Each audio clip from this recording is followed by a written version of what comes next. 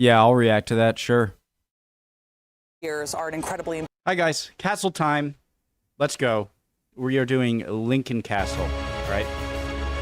I'd assume in Lincolnshire. Just a guess. That is a tall building. Cathedral. Impressive. Guys, my name is Connor. If you're new, the original link to the video, top of the description. Hope everyone's doing well. It is a beautiful Wednesday? Thursday. Let's learn about castles, or help teach me.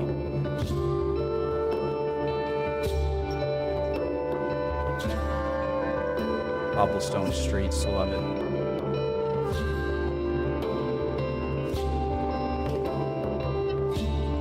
Is that the Lincolnshire flag or something?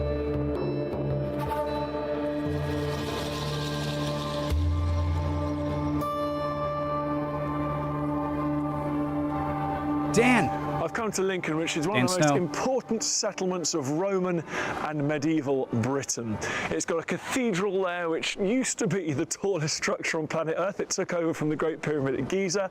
And during the Second World War, the bombers used to fly out from Lincoln, and that building was the last thing they saw and the first thing they saw coming back safely as well. But I'm here today to explore the castle, which was once one of the most important strongholds in the kingdom. It's beautiful. Love the cobblestone road.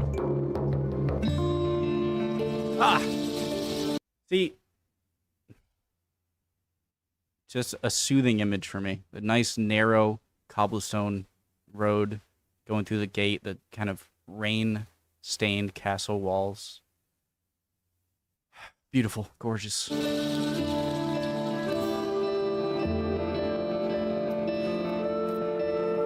Something so calming about the rain. Up here on top of the castle, from on top of the highest tower, you can see just how powerful the position of this castle is, but it's also incredibly strategic, and this is why. Down there is the Trent Valley. The Trent is one of the mightiest rivers of England, vital for trade since long before the Romans, but became an important Roman port. That is the main north-south road of Roman Britain, and here at Lincoln is where it joins another vital road which goes southwest all the way down to the West Country. So this is the main crossroads of this part of the world. Then when the Vikings arrive in the early Middle Ages, they use the Trent as an artery right into the heart of Britain. The great heathen army, the one that topples Mercia and even threatens Wessex, enter England this way. So when William the Conqueror takes over in 1066, Lincoln is one of his absolute priorities. He needs to fortify this place as much as possible. He needs to deal with the Viking threat to the north-east, and he needs to control the surrounding terrain here and the Trent, and so he builds a remarkable castle. It's one of only 2 castles in Britain with a double moat. I'm standing on one and the other one is just down there. Makes it pretty much unique. So the moat is the place of last defense, sort of like it's the place you'd want to go to if you're being invaded in case they get through the outer wall. And so having 2 means you have 2 places to go, or does it have some other function that's the other one is just down there. Makes it pretty much unique.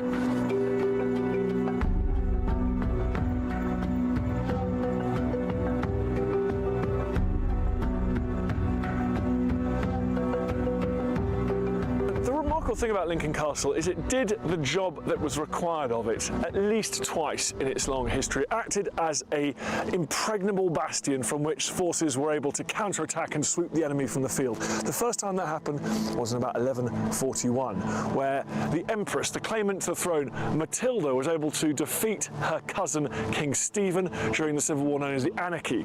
But the story that I love in Lincoln's history is the Great Battle of 1217, the forgotten French invasion. Prince Louis had advanced up from the south of England. He'd conquered basically 2/3 of England. His troops controlled this town here. But the English maintained control of this castle. The French controlled 2/3 of England?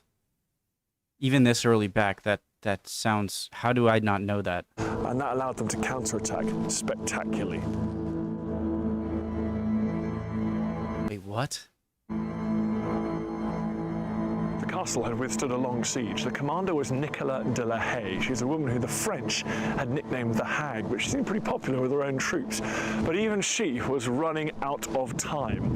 Luckily for her, a relieving force was marching north under Plantagenet, England's greatest knight, William the Marshal. He headed right up here from Newark, but instead of taking the main road straight into Lincoln, he decided to skirt round this side of the castle, the west side of the castle, to punch through the besieging force where it was weakest over there. He then entered the castle, and then together with Nicola's troops, he was able to leave the castle through this east gate and crash down into the main body of besieging forces. It was a rout. The French and rebel troops were scattered. It was a slaughter, and England had been saved. This was the decisive battle. The throne of the young prince, Henry III, was secure. When William the Conqueror built the castle, his security was obviously uppermost in his... That looks cool. Menacing. When William the Conqueror built the castle here, security was obviously uppermost in his mind, but the castle had another important function, and that was administering the king's justice. And that function, nearly 1,000 years later, is still being carried out right here in the castle. This is still the Lincoln Magistrates' Courts, where Lincoln criminals are brought, tried, and sentenced. These grew on the building in such a cool way. It almost looks like it's all, like, you know, fake and put there. That's late 19th century. Awesome. Some of the cases tried in here were capital cases. And the fact that it's like you're trying cases, it makes it even better. I love it. Late 19th century. Some of the cases tried in here were capital cases. People, if found guilty, could be executed, and that's where the remarkable William Marwood comes into the story. He was just a cobbler, a shoemaker from a local town, Horncastle, and yet he came and persuaded the governor of the castle, the governor of the prison here, that he had a new and fantastically humane way of executing prisoners. He had perfected the long drop, a gallows that would snap a man's neck rather than strangle him painfully to death. That sounds more terrifying. I've never been hung before, so I don't know.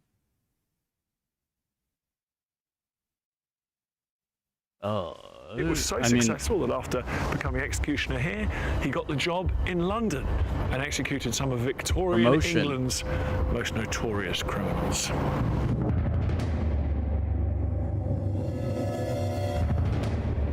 Can't get over the way that building looks. So cool.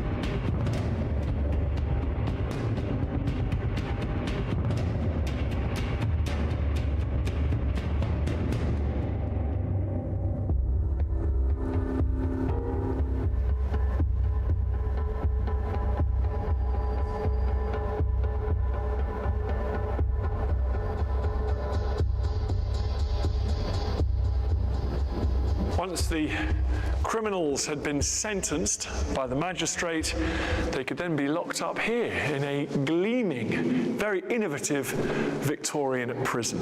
This might seem a little old school to us now, but it was a lot better than what had gone before, when Georgian prisoners would be crammed into a big communal cell, preying on each other. This prison was based on a very different idea. Individuals would be kept in individual cells. They'd be isolated from each other, based on the idea that criminality was somehow contagious. They'd spend hours alone in quiet contemplation of their sins or receiving religious instruction to try and improve them. Men and women were imprisoned in separate wings, and even the chapel was segregated. Some of the prisoners in here were children. They were as young as 8, and they were in for petty criminality, to say the least, sometimes just stealing a loaf of bread. But all of them faced the prospect of transportation, and that's being sent in chains aboard ship to Australia for life, never to see their homes again.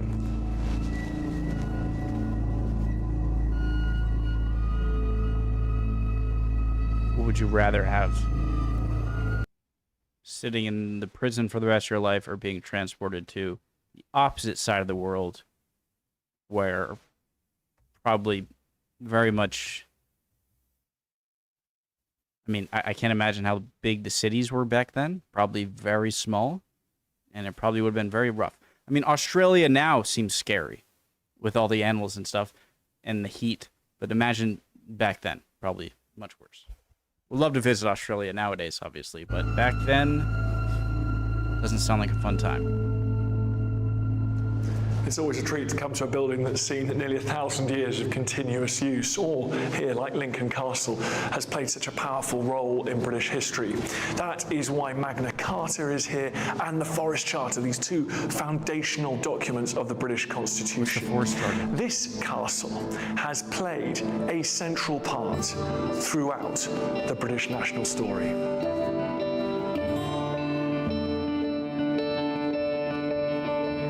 Really cool. That was much shorter of the other videos I've watched on castles, but still really cool. Obviously very historically significant. What castle isn't? But this one seems extra, so yeah, would love any comments, guys. Hope you're all doing well. First video of the day. I know I'm probably not the most animated, but getting ready. I enjoyed that. Love you all. Hope you're all doing well. See you next time. Bye.